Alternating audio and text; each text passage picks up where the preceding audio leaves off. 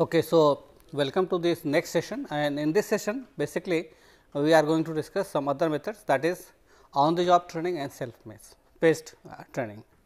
You remember before that we talked about classroom presentations and experiential learning as an effective methods to deliver training programs, right. And finally, we have on the job training and self paced training, and here we are going to discuss about these methods and how they could be applied in delivering the training program effectively. Now, if you look at on the job training means this kind of job, this kind of training is given while a person is doing the job, right. So, he is not away from the organization, he is actually in the work context, it is provided, and that is why it is known as on the job training. There are certain benefits of the on the job training compared to off the job training, like in on the job training the person is there only. So, that is going to be more cost effective. Okay. The experts could be in house, because it could be very senior and experienced manager who is going to provide this kind of training, because they know how to perform certain jobs in a better way. Now, if you look at this on the job training, you have to see what are the various things or activities that is to be carried out, or what are the various methods of on the job training. So, it includes job instruction, job rotation, coaching and mentoring. Okay. So, these are the 4 methods which could be done while a person is doing or performing the job, right. Now, as I told you, the on the job training, it means that a person is going to be trained while he is working on the job. So, it is been done on a regular workstation. Similarly, you will be in a better position to transfer your learning on the job, because this is what you are being taught. So, basically on the job training is not just passing on the information, but it is more apt when you are trying to see that certain skills are being learned by the trainees and they are able to transfer it on the job. So, they are told that how to transfer skills on the job, right. Then the third point is that with it is less cost effective, okay, because you do not require a classroom or other infrastructure resources. The only thing that sometimes you know that in a factory environment or the working environment, okay, that kind of say environment, the physical and the psychological environment that is required for this kind of training may not be available. A physical environment, like there is noise in production, okay. So, it is going to reduce the effectiveness, because there could be lot of noise and you will not be able to learn, or you will not be able to concentrate and focus on the things. It could be psychological in nature, because sometimes you will find that people are watching you while you are being trained. So, you become more conscious, think that if you are not able to learn, people will laugh at you. So, these kind of distractions may be there while on the job training, which sometimes reduce the effectiveness of the training program, right. But still it is very popular, okay, and sometimes you know that you need to compromise the quality and safety, because when you are learning certain things, okay, and you do not know, then maybe and the people are at risk, okay, and sometimes you are when you are, if you are in the production department, sometimes it may be possible that you are not able to produce product quality as specified by the standards, right. But it has certain strength in the sense that yes, it is actually a real life learning in a real context, real life situation on the job, and you can apply the knowledge and skill that you have learned immediately on the job. So, these are the 2 major strengths of any on the job training program, right. But the weakness is that there is no formal structure, okay, and you can make a lot of mistakes while learning, right. But looking at the learning this kind of learning experiences, you have really good strength, because that is very effective in certain cases, and that is why it is applied, okay, in many cases. Now, if you look at on the job training, so what actually happens? First of all, you have to break down the job into important steps. Okay. You have to prepare the necessary equipment, materials and other things, and then you have to see that how much time you will be able to devote on the job training, and when you expect the employee to be competent in the job. So, starting with the first stage to the last stage, you need to make all the preparations, so that instruction is effective, and then after preparation you go for actually instructing the individual that how to perform the job. So, you tell them the objective of this task, and then you allow him to see that how this is being done, right. Suppose there is a belt or a machine, and then you want him to learn that how you are going to use this machine to produce certain things. So, first of all what you do, you yourself are going to demonstrate that okay, this is how this job is to be done. Okay. And then in the process he becomes an observer. Okay. He is going to note key points or the behaviors that is important, and then again you are tell him that okay, see now you have learned that see this is how it is to be done. Then you ask him to do it step by step and see that at which step he has made mistakes, and then once he has learned all the steps, then you ask him to complete the entire steps in one go. Okay. So, you allow trainees to complete the entire task, okay, and if he has done well, you must appreciate it. Okay. If he makes mistake, but do not scold him, right. You tell him that okay, this is what is the mistake and this is you need to re-practice, okay, unless you are able to do it perfectly. Okay. So, the idea is that if he is able to do it effectively, praise it, appreciate it, tell him okay, very good, you have done it very well. But if he is not able to do it, okay, do not scold it, you give him time and space and allow him to relearn it. Okay. So, again you tell him okay, how this is to be done and ask him to do it, so that he is able to learn it. Okay. So, the basic idea in on the job training is to make him learn how to perform a job effectively while doing his job actually, right. So, this is the most important in understanding certain skills, that how the job is to be performed, right. And most of the technical training, it is very important, right, when it comes to skills related to technical training, and that is why for technical training on the job is very important, right. Now, we will discuss some of the on the job training like job instruction training, where you are giving instruction to the people about how to perform the job. It includes certain steps, as I told you, like the first stage is that you need to make worker ready to learn certain things. So, make sure the person or the trainee or the participant who is going to learn is fully ready physically and mentally, and he has the right kind of learning attitude to start learning. And if he is not prepared well, probably he will not be interested, he will not show any interest, and probably it is not going to help the learner to learn. So, the idea is that to make sure that his need is identified and he is prepared well to take up the job, right. Then at the next stage what you are going to do? You are going to present the task. It means that you are going to see that okay, this is the task that you are going to learn. You specify the task that is to be learned, and you also see that why this task is to be done. So, that he understands the importance of the task. And the third thing is that is you tell him that how this task is going to contribute to performance, right. So, there are three things that is important for him to prepare well and to take up this job, is that you tell about the characteristics of the job, why this is to be done, okay, what is the importance, what are the things that you are going to do as a part of this task, and in what way it is going to contribute to the performance, right. So, once this is done, then you are actually ready, and then you go for presenting the task. So, once the task is presented, then you allow him to practice the task. Okay. So, when you are going to presenting the task, giving the importance, and then you also go for a demo that okay, this is how the things are being done, okay. And actually you practice and do it as a trainer, okay, and then you ask him to do it, practice the task. For example, suppose you are going to learn driving. Okay.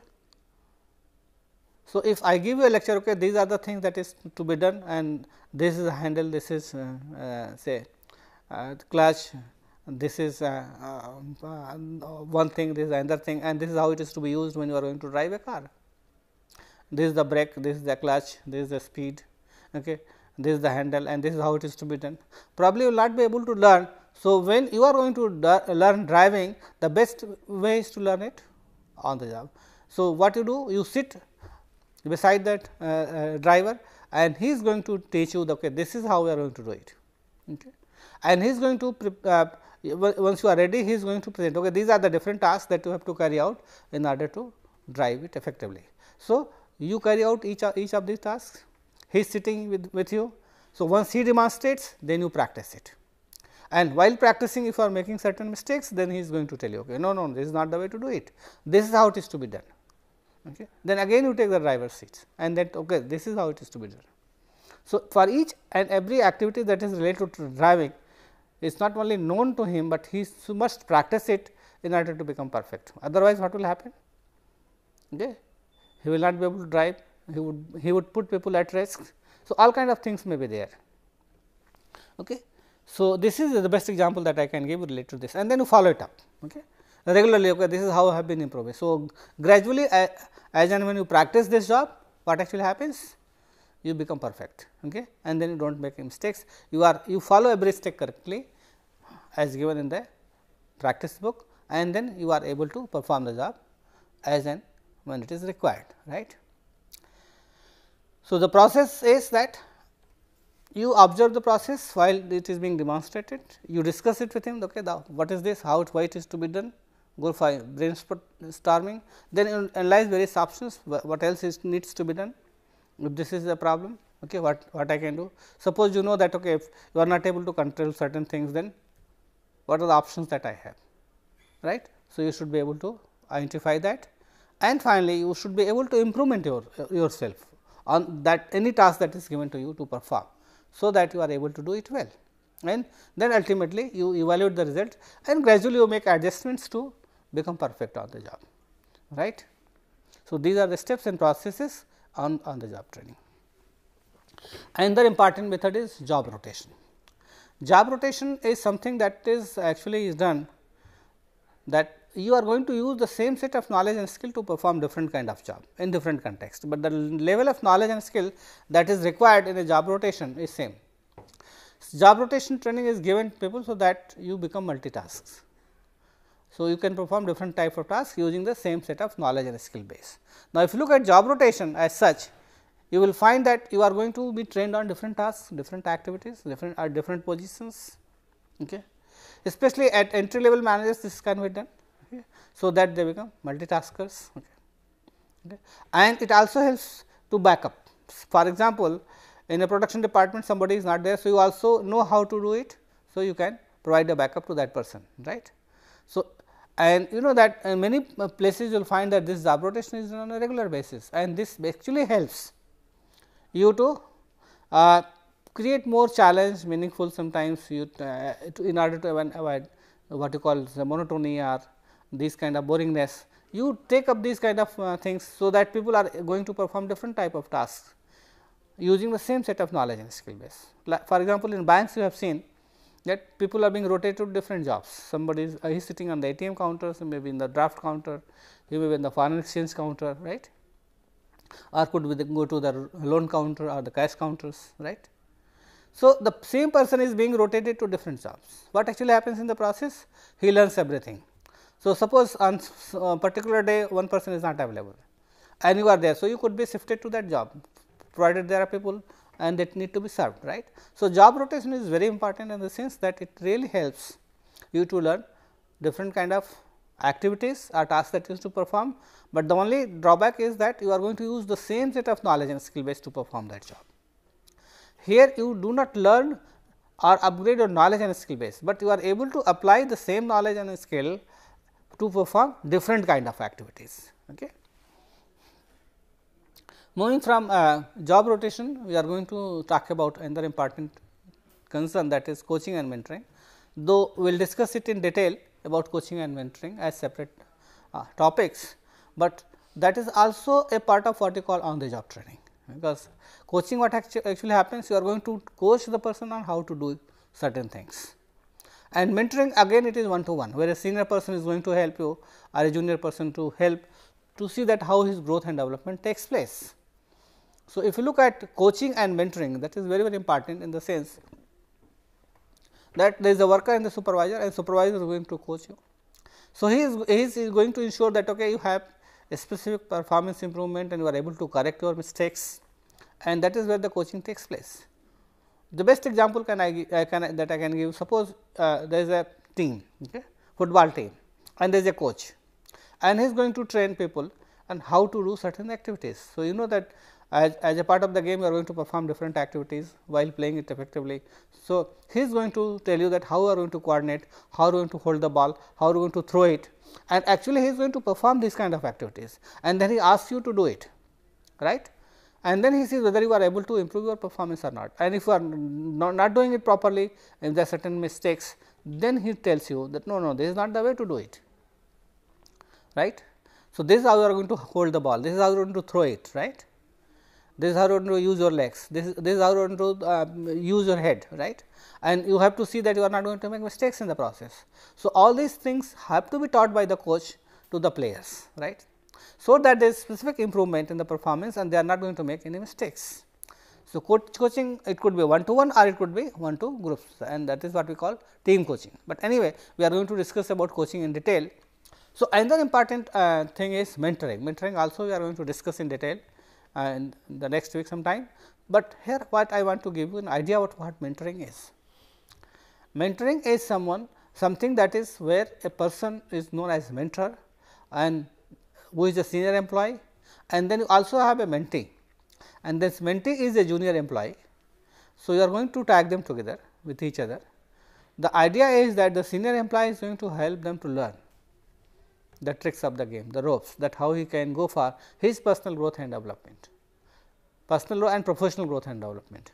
So, he is going to prepare the protege. Protege is the person who is to learn, that is the junior employee or the trainee or the mentee, right. These are the different terms that could be used for the protege. So, the idea is that the senior employer or the mentor is going to prepare the mentee by telling him what are the things that need to be done, and in the process he is also keeps the line manager in the loop.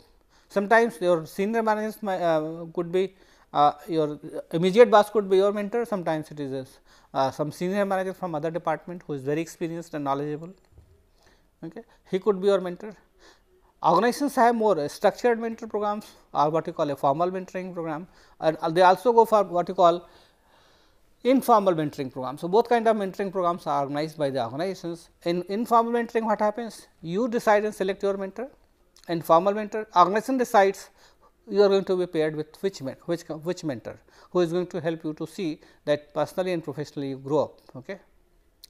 Right. So, mentoring and coaching is also a on the job training, and we are going to discuss it in detail in next 2 weeks, and that is why I am not going to emphasize it much here. Next is self paced or what we call self directed learning. Self directed learning is something that is new, where employee take the responsibility for everything that is related to learning, right. So, they get the content and then they decide how they are going to learn, when they are going to learn, who is going to be involved in the process and these kind of things.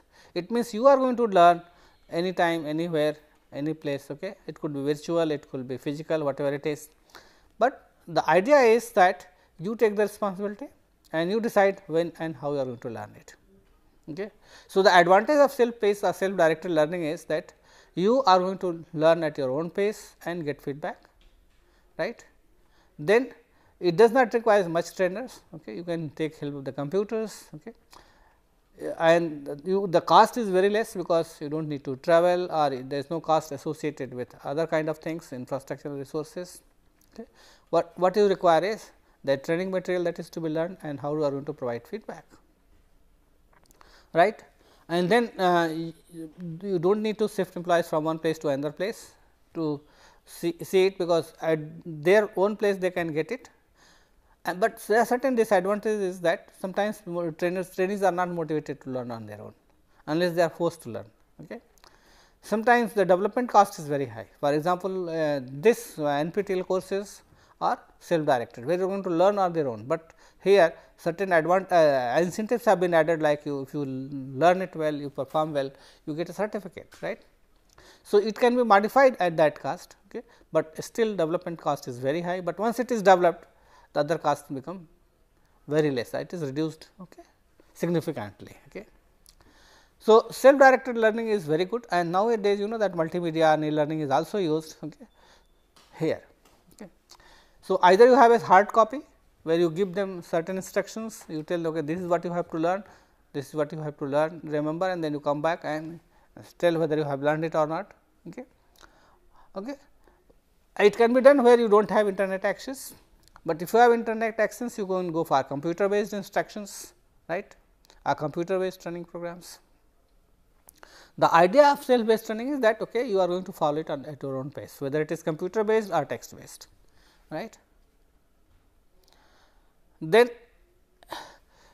the extent to which you have been able to learn is going to decide your progress. So, suppose that it is in certain modules. So, unless you are able to learn module 1, you will not be able to move to module 2.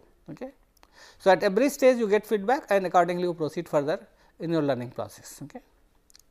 And there is not much interface okay. From the instructors. The moderators may be there, and sometimes you know that he is going to say okay, this is your feedback, this is what you should have done. Okay. In addition to that, there is not much feedback or interface with the instructors or the moderators. Okay. Now, this self based or text based learning has been replaced by the computers, and that is why we have more computer based training, right, which is very popular. You know that lot of languages related to say programming is being learned through this computer based training, right. It is more interactive. Okay. Training when and where you wants it. Okay. For example, you know that a lot of online courses have come up today, where you are going to learn at your own pace. Okay. You have more control over the progress, so you can decide when and how you are going to learn these things. Okay. But definitely you have a broader time frame within which you have to learn, and it also provides the progress. So, after each module you know that how much you have learned, okay. And then there are certain specific objectives that you have to meet at each module, and if you have cleared that module, only then you will be allowed to move to the next level of learning. So, you work at your own with not much facilitation by the instructors, who might be sitting somewhere else, and then this training is offered to a number of people, n number of people, okay, provided they have internet and computers, it could be done, right. And there are a lot of variations, like you have computer aided instructions, then you have e-learning, then you have intelligent CAI, intelligent computer assisted instructions that are very popular these days. So, what we are going to discuss now is computer based instruction training or instruction. It could be classroom based or it could be virtual also, right, both cases. So, when we are talking about computer based training, it could be given in a group. Okay. For example, sometimes we are teaching certain statistical programs and how to run it. So, everybody is sitting on the terminal connected with the internet, and then the teacher tells you that okay, this is how we are going to do it, and you also do it. So, you are going to do it. So, it could be group based, where you are going to learn certain processes,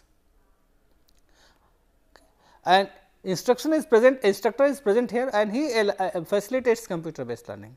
He is telling that okay, this is how you are going to do it. So, okay, perform the next action, you do it on your computer and check whether it is correct or not. Okay. Suppose you are going to write a computer program, okay, in a particular language. So, instructor is there, you are also sitting on the front of the computer, you are writing the code for the program, and he is telling okay, this is how you have to go and see whether it is correct or not, and gradually you proceed to see whether your code is correct or not, and then you get feedback from the instructor whether you have done it in a proper way or not, right. So, this is class based computer training, where what you require is nothing else but computers and internet, which is connected with the computer for each training if you are having a classroom. Now, you know that computers have been replaced by tabs, mobiles and these kind of things. Okay. So, even that can be used without much help from the computer say instructors. Okay. So, another variation of computer based instruction is computer aided instructions, where you do not have a facilitator or instructor. The computer itself is going to provide you certain instructions that how to go about it or proceed. Okay. So, you practice and then he is going to tell you, and then again you correct yourself, then he is going to tell you. At each and every step you get feedback, which is already actually inputted, this feedback is already a part of the system. So, that you do not require a facilitator or instructor for doing this kind of job. Then lot of multimedia courses that is being offered by different kind of like MIT, IITs. So, these multimedia courses are very popular, and that is where you are going to learn at your own pace, at your time, and when you want and how you are going to do it. Okay. So, these are the best examples that I can give you of these computer aided instructions. Then you have more interactive multimedia learning, where actually sitting at a distant place you can ask questions. Okay. So, it is not one way communication, but it is a two way communication. So, that you ask the questions using a video conferencing and then you are going to answer the questions. The participants will be actually able to interact with the instructors who is sitting somewhere else, and at the same time he is going to interact with a set of trainees. Okay. And so, it is if you have this kind of facility, it is really good, and you will be able to interact with a set of people who wants to learn, or it could be simulated also. Okay. For example, these could be probable questions and this is how they are going to ask. So, you prepare them well in advance. So, as the minute comes out, okay, you tell okay, this is the answer, this is how you have to go about it, and you can also give feedback in that way, right. What is the advantage of this computer aided instructions is that you are going to be interactive with each student. So, any student in the class can ask questions if he has a doubt, okay, through this video conferences this teleconferencing mode, provided both of them are connected through internet. You are going to learn it at your own pace, or sometimes if the instructor is not present. So, you can pose the questions, he is going to answer the questions either in a virtual mode or otherwise also. Okay. Sometimes that if you are not able to be physically present, then you use blogs, forums, discussion forums, these kind of things to interact with the people. So, they can pose their questions, you can answer these questions, okay. And that is how this interaction takes place in these most of the multimedia courses. Okay. The learning here is self-paced, which means that you are going to be motivated enough to learn on your own, and that is the most important things. But it requires certain logistics like internet, and you have to see that it is going to be distributed. The courses are being distributed, and that most of these courses now which is being offered in this online courses through NPTEL are uploaded even on YouTube, so that you can go through it. And then the discussion forums available through which you can ask questions. So, this is the best way to explain actually this computer aided instructions that is being done. Okay. And then you are able to manage instruction and reporting how well it is going on, right. And it is very cost effective, except the development cost is going to be very high. Next is e-learning. E-learning basically nothing else, but where you are going to use internet to assist you in the learning process, and this internet basically helps you to better communicate. You can provide online things, references or any activities. You can even assess the need, administer tests and evaluate the people how well they are doing, okay. And then you can distribute this computer based training, okay. So, that you do not require a classroom. So, when people are sitting at home having computers and internet facilities can watch these multimedia courses online, right. So, these are the best benefits of having e-learning. And then intelligent CI. Why we have use this word intelligent computer aided instructions is that you are using certain programs, advanced programmings relate to what you call artificial intelligence or machine learning, and then you make computers competent enough to provide instructions to the people as and when it is required, and also interact with the people to say to tell him or give feedback what is to be done, how it is to be done.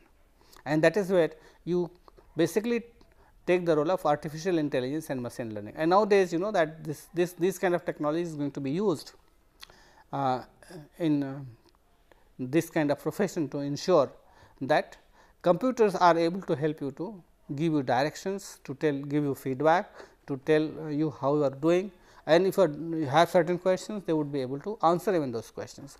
But all this data has to be fed, and the computers are going to be more competent and competent in coming days to ensure that you are able to perform your job more effectively. So, you are using things like expert systems, fuzzy logic and other kind of programmings, okay. And it can even provide real life simulations and stimulations to the people who want to learn certain things. Then now we have discussed different kind of methods which are basically related to three categories, if you remember, that is on the job training, classroom training and experiential learning. So, once you know about these methods, their drawbacks, their advantages and disadvantages, in which context it is to be used, then ultimately you go for implementing that training, right. And a decision about a particular method that is to be applied or used in delivering the content depends upon the objective of the program, what are the resources that is available, what kind of trainings you have, what are their training needs, expectations, their attitude and behavior. And some other considerations that you need to look at is whether you have the environment, okay, seating, comfort level, physical distractions, and depending upon what they are going to learn, you decide about a particular method that is to be used for delivering the content in a training program. So, ultimately you are going to select a particular method. Okay.